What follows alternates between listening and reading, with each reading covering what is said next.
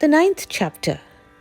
The king said, "O sage, wonderful is the story told by you to me.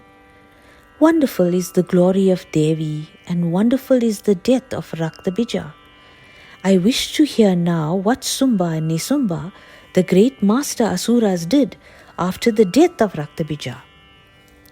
The sage said, on hearing that all the army was destroyed and that Raktabija was killed, the king and his brother flew into mad rage. Nisumba fell upon Devi with the main portion of the Asura army reserved for the purpose. From all the 10 quarters, the Asuras tossed Devi with poisonous weapons, enchanting astras, and invincible missiles. Sumba also came with a very large army in order to capture Devi. He fought with the various manifestations or forms of Devi, appearing as Kali, Vaishnavi, Rudri, Brahmi, Narasimhi, and the like. There began a memorable battle between Devi and Sumba and Nisumba. Wonderful was the fight, wonderful and dreadful. The Devas began to tremble. The sky was covered with clouds of arrows. Devi fell upon the Asuras bravely. Nisumba came with a sharp sword in his hand and beat Devi's lion severely.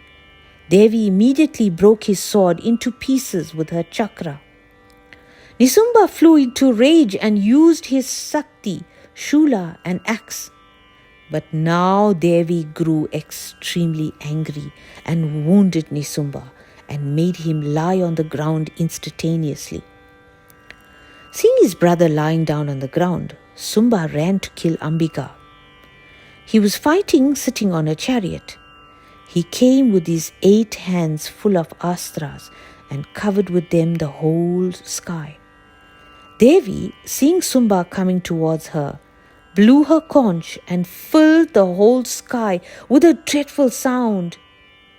She created a great sound with her bow and arrows. The lion roared terribly and there was a fearful thunder everywhere. Devi kicked the earth powerfully and tossed the sky with great force. This ferocious sound swallowed up all the other previous sounds.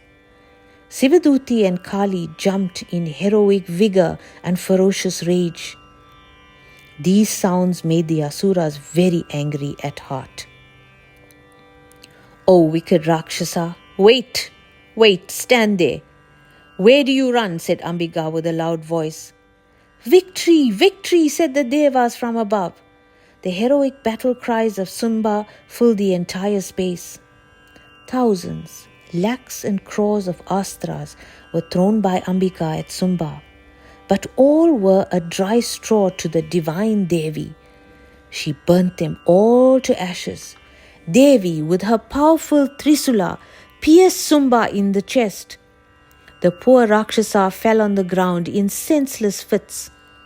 By this time, Nisumba regained his senses and again got up to fight with Devi with his chakra and gadda, shula and sword.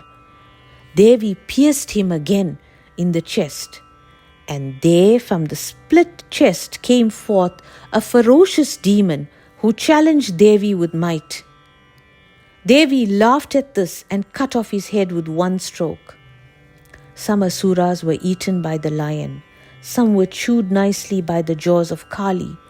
Some were cut in two by Kaumari. Some were enchanted by the Kamandalu of Brahmi. Some were pierced with the Trisula of Maheshwari, and some were broken by the snout of Varahi. Some were sliced to nice pieces by the chakra of Vaishnavi. Some were killed by the Vajra of Aindri. All the Asuras thus fell victims to one or the other aspect of the great mother Devi.